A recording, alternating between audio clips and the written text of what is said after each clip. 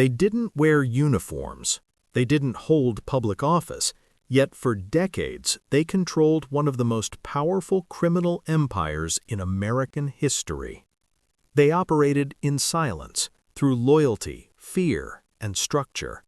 And at their peak, the Gambino crime family wasn't just a gang, it was a criminal corporation worth billions. This is the true story and the secrets of the Gambino crime family. The Gambino crime family began in the early 1900s when Italian immigrants brought Mafia traditions from Sicily to New York City. At the time, organized crime in New York was controlled by multiple Mafia groups. One of the most powerful leaders was Salvatore Maranzano, who created the structure of the Five Families in 1931. These families would dominate organized crime in America for decades. One of those families would later become the Gambino crime family. But its true rise to power would begin with one man, Carlo Gambino. Carlo Gambino was born in Sicily in 1902 and immigrated illegally to the United States in 1921. He quickly joined organized crime and became known for something unusual. He avoided attention. He avoided violence whenever possible, and he focused on long-term power. In 1957, Gambino's life changed forever. The family boss at the time, Albert Anastasia, was assassinated in a New York hotel barbershop. Shortly after Anastasia's death, Carlo Gambino became the new boss. Under his leadership, the family grew into the most powerful mafia organization in America. The Gambino crime family controlled a vast criminal network, including construction businesses, labor unions, shipping and ports, illegal gambling, loan sharking, extortion. One of their greatest sources of power was control of the New York waterfront. This allowed them to influence shipping, transportation, and millions of dollars in goods. Unlike other crime bosses, Gambino believed secrecy was the key to survival.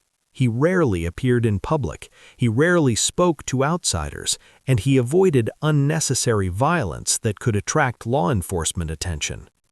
This strategy made the Gambino family incredibly powerful and incredibly difficult to stop. By the 1960s and 1970s, the FBI began targeting organized crime more aggressively. New laws like the RICO Act, passed in 1970, allowed prosecutors to charge entire criminal organizations instead of just individuals. This became one of the most powerful tools against the Mafia. After Carlo Gambino died in 1976, leadership of the family passed to new bosses, but the most famous leader would come years later, John Gotti. John Gotti became boss in 1985 after ordering the murder of then-boss Paul Castellano. Unlike Carlo Gambino, Gotti loved attention. He appeared in public, he spoke to the media, and he became known as the Teflon Don because he avoided conviction multiple times. But his visibility made him a target. In 1992, John Gotti was convicted of multiple charges, including murder and racketeering. He was sentenced to life in prison.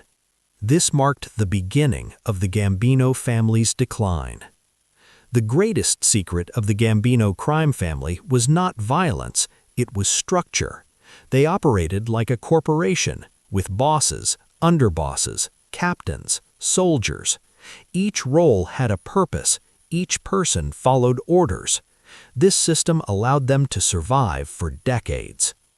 Even today, the Gambino crime family still exists, though far weaker than before. Their power is no longer what it once was, but their influence changed organized crime forever. The Gambino crime family wasn't just a gang, it was one of the most powerful criminal organizations in American history. Built on secrecy, built on loyalty, built on structure, and its secrets shaped the Mafia forever.